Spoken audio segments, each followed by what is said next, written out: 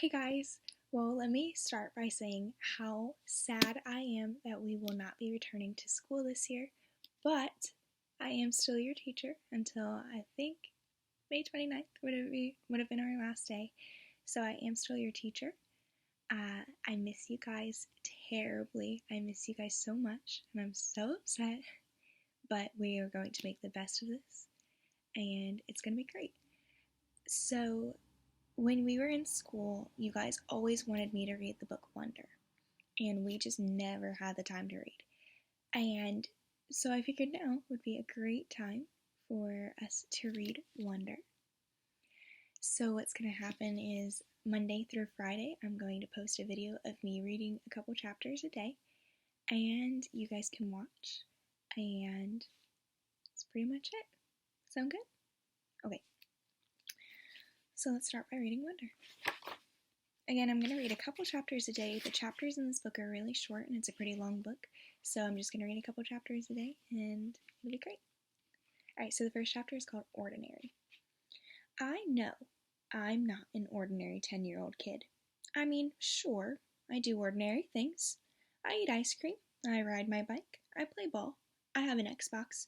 Stuff like that makes me ordinary, I guess. And I feel ordinary inside. But I know ordinary kids don't make other ordinary kids run away screaming in playgrounds. I know ordinary kids don't get stared at wherever they go. If I found a magic lamp and I could have one wish, I would wish that I had a normal face that no one ever noticed at all. I would wish that I could walk down the street without people seeing me and then doing that look away thing. Here's what I think. The only reason I'm not ordinary is that no one else sees me that way. But I'm kind of used to how I look by now. I know how to pretend I don't see the faces people make. We've all got pretty good at that sort of thing. Me, Mom and Dad, Via. Actually, I take that back. Via's not so good at it. She can get really annoyed when people do something rude. Like, for instance, one time in the playground some older kids made some noises. I don't even know what the noises were exactly because I didn't hear them myself, but Via heard, and she just started yelling at the kids. That's the way she is. I'm not that way. Via doesn't see me as ordinary. She says she does, but if I were ordinary, she wouldn't feel like she needs to protect me as much. And Mom and Dad don't see me as ordinary either. They see me as extraordinary. I think the only person in the world who realizes how ordinary I am is me. My name's August, by the way. I won't describe what I look like. Whatever you're thinking, it's probably worse. So the next chapter is called Why I Didn't Go to School. Next week, I start 5th grade. Since I've never been to a real school before, I'm pretty much, totally, and completely terrified. People think I haven't gone to school because of the way I look, but it's not that. It's because of all the surgeries I've had. 27 since I was born. The bigger ones happened before I was even 4 years old, so I don't remember those. But I've had 2 or 3 surgeries every year since then, some big, some small.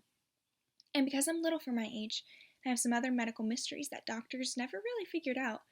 I used to get sick a lot. That's why my parents decided it was better if I didn't go to school. I'm much stronger now, though. The last surgery I had was 8 months ago, and I probably won't have to have any more for a couple more years.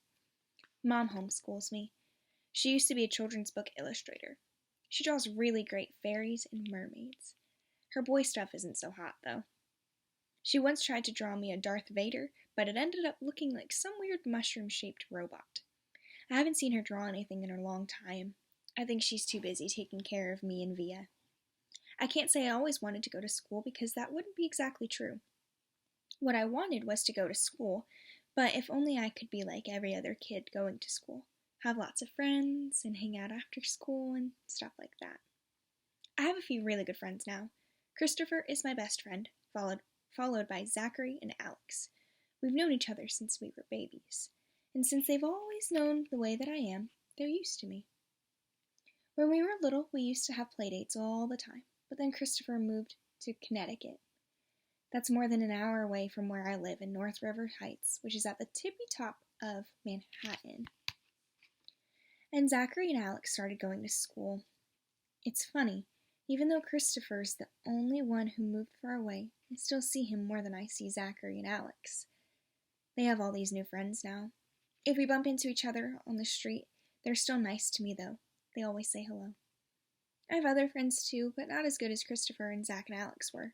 For instance, Zach and Alex always invited me to their birthday parties when we were little. But Joel and Gabe never did. Emma invited me once, but I haven't seen her in a really long time. And of course, I always go to Christopher's birthday. Maybe I'm making too big of a deal about birthday parties. Alright, so the next chapter is How I Came to Life, and this is going to be the last chapter we read today, okay? I like when Mom tells me this story because it makes me laugh so much. It's not funny in the way a joke is funny, but when Mom tells it, Via and I just start cracking up. So when I was in my mom's stomach, no one had any idea I would come out looking the way I look. Mom had had Via 4 years before, and that hadn't been such a walk in the park. Mom's expression.